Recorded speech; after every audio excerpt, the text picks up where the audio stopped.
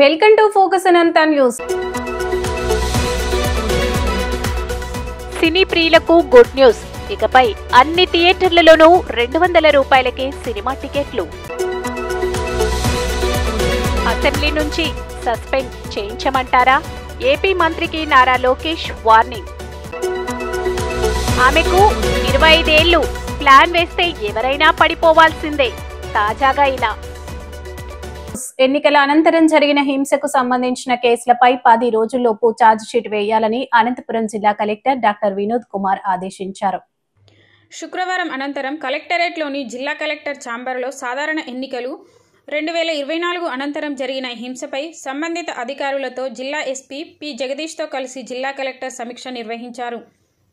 ఈ సందర్భంగా జిల్లా కలెక్టర్ మాట్లాడుతూ ఎన్నికల అనంతరం జరిగిన హింస చాలా సున్నితమైన అంశమన్నారు. ఎన్నికల అనంతరం జరిగిన హింసకు సంబంధించి కఠిన చర్యలు తీసుకోవడం జరుగుతుందన్నారు. ఎన్నికల అనంతరం జరిగిన హింసకు సంబంధించి తాడిపత్రిలో 7 కేసులు నమోదు కాగా అందులో 5 కేసులకు సంబంధించి ఛార్జిషీట్ ఫైల్ చేయడం జరిగిందని, ఒక కేసు ఫాల్స్ కేసు అని, మరొకటి అండర్ ఇన్వెస్టిగేషన్ జరుగుతుందన్నారు. ఎలక్షన్ కమిషన్ పోర్టల్ ఓపెన్ కావడం జరిగిందని, ఛార్జిషీట్ దాఖలులో పోలీసు వారికి అవసరమైన సంపూర్ణ సహకారం అందించాలని ఆర్డీఓ తహసీల్దార్లకు ఆదేశించారు. ఈ సందర్భంగా జిల్లా ఎస్పీ పి జగదీష్ మాట్లాడుతూ ఎన్నికల అనంతరం జరిగిన హింసకు సంబంధించి కఠిన చర్యలు తీసుకుంటామన్నారు. ఇందుకు సంబంధించి నమోదైన కేసులకు సంబంధించి త్వరితగతిన ఛార్జిషీట్ ఫైల్ చేయాలని పోలీసులను ఆదేశించారు. ఎస్సీ ఎస్టీ అట్రాసిటీ చట్టాన్ని పటిష్టంగా అమలు చేయాలని జిల్లా కలెక్టర్ డాక్టర్ వినోద్ కుమార్ సంబంధిత అధికారులను ఆదేశించారు.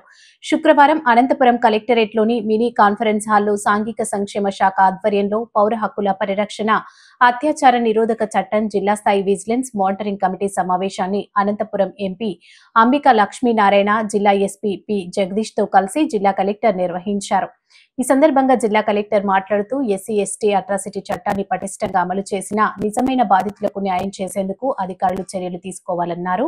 ఎస్సీ ఎస్టీ కేసులను అనలైజ్ చేయాలన్నారు. అన్ని ఎస్సీ ఎస్టీ కేసుల్లో బాధితులకు పరిహారం అందించాలని, ఇందుకు సంబంధించి ప్రభుత్వం నుంచి 58 లక్షల రూపాయల నిధులు రావడం జరిగిందని, బాధితులకు పరిహారం అందేలా చర్యలు తీసుకోవాలన్నారు.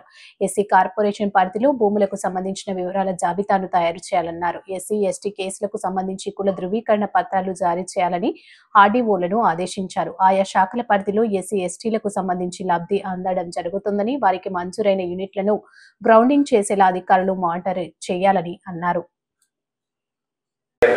ఫస్ట్ దాన్ని చేయాలనేది అది పోలీస్ వారు చేస్తున్నారు. దయచేసి దాన్ని కంటిన్యూ చేయండి. ఇందులో డిస్ట్రిక్ట్ జడ్జి వారు ఇవ్వలేకపోవడం నేను ఇష్యూ టేకప్ చేస్తాను చూపిస్తున్నారంటే అది పార్టీ దానికి సంబంధించిన పార్టీ నోటీసు ఓన్లీ గృహహింస చట్టానికి సంబంధించిన జడ్జిమెంట్ లో వచ్చింది. దీన్ని ఇంక్లూడ్ చేయలేదు.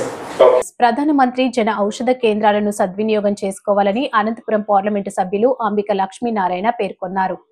కేంద్ర ప్రభుత్వ జన ఔషధ దివాస్ కార్యక్రమం సందర్భంగా శుక్రవారం అనంతపురం పట్టణంలోని 2వ రోడ్డులో నిర్వహించిన ప్రధానమంత్రి జన ఔషధ దివాస్ కార్యక్రమానికి ఎంపీ ముఖ్య అతిథిగా పాల్గొన్నారు. ఈ సందర్భంగా ఎంపీ మాట్లాడుతూ ప్రధానమంత్రి జన ఔషధ కేంద్రం ద్వారా దేశంలోనూ రాష్ట్రాల్లో ఉండేటటువంటి పేద ప్రజలందరికీ తక్కువ ధరలో మందులు అందుబాటులో ఉంచాలని కేంద్ర ప్రభుత్వం ఈ పథకాన్ని ప్రారంభించిందన్నారు.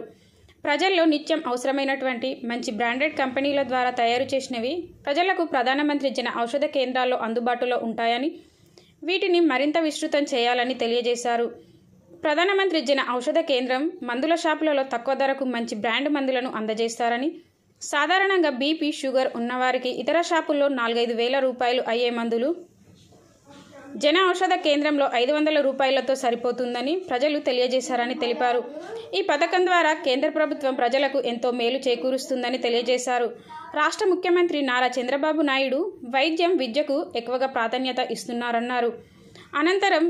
అనంతరం జన ఔషధ దివాస్ రోజు సందర్భంగా కేక్ని ఎంపీ కట్ చేశారు. ఈ కార్యక్రమంలో డిఎంహెచ్ఓ డాక్టర్ ఈబీ దేవి, జిల్లా డ్రగ్స్ ఏడీ రమేష్ రెడ్డి, వైద్య సిబ్బంది, స్థానిక నాయకులు పాల్గొన్నారు.